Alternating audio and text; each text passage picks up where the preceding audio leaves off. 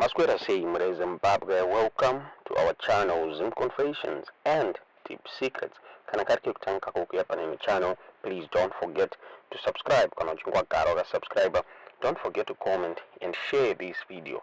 Nasi Mre Zimbabwe takuigirai nyaya yaburitwa ni Newsday ya Buda ichi taura ichiti ma recent public appearance yakaitwa na President Emerson Mnangagwa na wikno Chivhayo and the controversy within the ranks of the ruling party Zanu PF Mre Zimbabwe shinzi pane source kabuda istaura iyo ichiti Vice President Constantino Chiwenga na Kembo Moadi shinzi they are not happy with my associations President Mnangagwa na Chivhayo atara iyo achiti recent public appearance ya Mnangagwa na Chivhayo ainaomira mushe anziri kudivider but ore Zanu PF tofunga during the ZITF takaona witno Chivhayo aripo pamwe chete na President Mnangagwa na President weku Kenya va William Ruto Mre Zimbabwe asi hapana ungepaonekwa kuti the Minister of International Affairs ari kupi hapana ungepaonekwa kuti Vice President Kembo Moadi vari kupi hapana ungepaonekwa kuti Vice President Constantino Chiwenga vari kupi zvino zvakashamiswa mazhinji sinzi wikno Chivhayo ari kuwana upi simba ari kunge ari padhuze na President rekufamba na President kwaari kuita so zviri kunzi pane source yakataura neNewsday yakataura iyo ichiti the Vice Presidents are wondering what is really happening. Actually, they are shocked. The worst thing is that President Mnangagwa is not even telling anyone what he is up to. It's just between him and that boy Chivhayo. And do not be surprised to hear that he is now a minister. There are some favors being extended to Chivhayo. Let's just wait and see. But like I said, soon Chivhayo is going to be given a top position within the party. So ndo zakataurwa this source Mre Zimbabwe chitaura iyo chiti Vice President Constantino Chiwenga pamwe chete na Vice President Kembo Moadi they are shocked kuti chii chikuitika between President Emerson Mnangagwa na wikno Chivhayo zvikanzi manje tichaona Chivhayo akupiwa a top position mu government of Zanu PF zvikanzi probably anogona kuitwa a minister tingaziye kuti munoona sei nyaya iyi asi the Zanu PF Director of Information vafarai marapira vakabuda vachidefenda association ya Mnangagwa na Chivhayo achitaura iwo achiti Chivhayo ari kusupporta vision ya President Emerson Mnangagwa nema policies avo because ndizo zvakaita kuti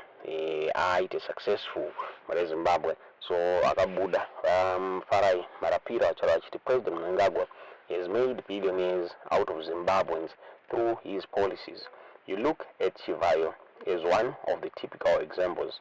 He has been a success because of the policies of President Mnangagwa.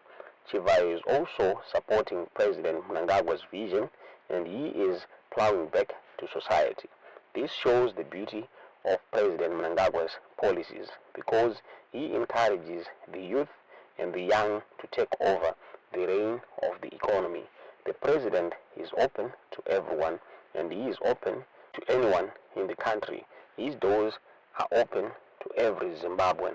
Anyone who wants to see the President is open to do so. He is listening President. If he does not open doors, now can he listen? Those zvakabuda zvitaurwa na vafarai marapira Mre Zimbabwe vachitaura ivo vachiti the President is open to everyone sinzi vaChivhayo vari kusupporta mapolicies nevision ya President Mnangagwa sinzi ndo the one yakaita kuti vari rich and successful and so that's why vari kuwanikwa vari pamwe chete ivo na Chivhayo Mre Zimbabwe.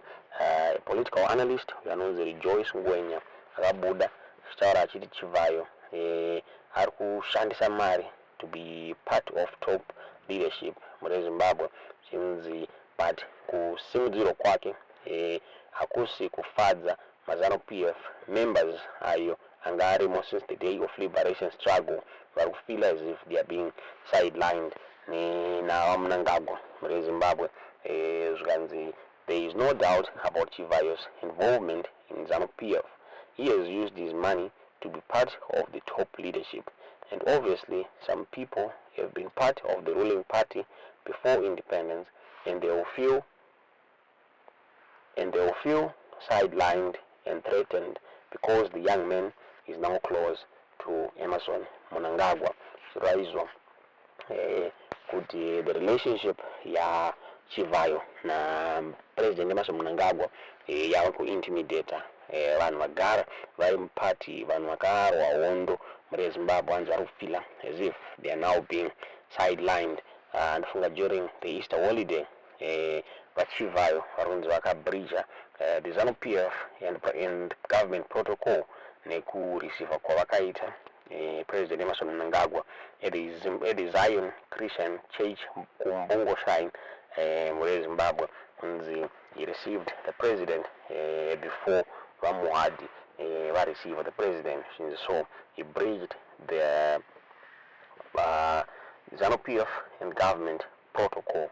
Tisingazive kuti munoona sei nyaya iyi a lot of people vakabvunza zvakare. Ndofunga takaona Wikno Chivhayo achibuda muhelicopter yaPresident Emmerson Mnangagwa chinzi what were they talking about muri Zimbabwe. Ndofunga zvataurwa neNewsday chinzi zviri kushoka vakuru veparty kuti president haasi kutombotaura kuti what is he up to, kuti ari kuitei naChivhayo.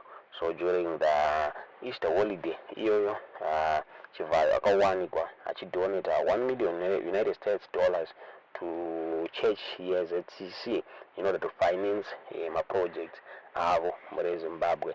In recent months Chivhayo anga achipa mari nofunga nemota kumamedia influencers nemapopular musicians ayari kusapota bato reZanu PF muri Zimbabwe. Zvakakonzerwa vazhinji kuti vataure kuti he is recruiting vanhu vekuzoti vazocampaigna for Zanu PF during the next election. Chinzi ndo role yaari kutora muZanu PF, but ma-associations akuitira President Emmerson Mnangagwa avhundutsa vanhu vakawanda, avhundutsa vanhu vazhinji kuti what is he up to muri Zimbabwe. Zviri kusanganisira vaChiwenga naKembo Muhadhi hanzi vakuvhunduka kuti chii chavakuitika. Zvakare pakaburiswa kunzi recently achatopiwa top position mugovernment, asi zviri kunzi zvinogona kusapera mushe, zvinogona kusafadza vazhinji avo vari kutaura vachiti vakarwa hondo muri Zimbabwe. Ndonyaya tatakuigirai muzuva ranhasi. Tiudzewo zvamuri kufunga pamusoro penyaya iyi mucomment section.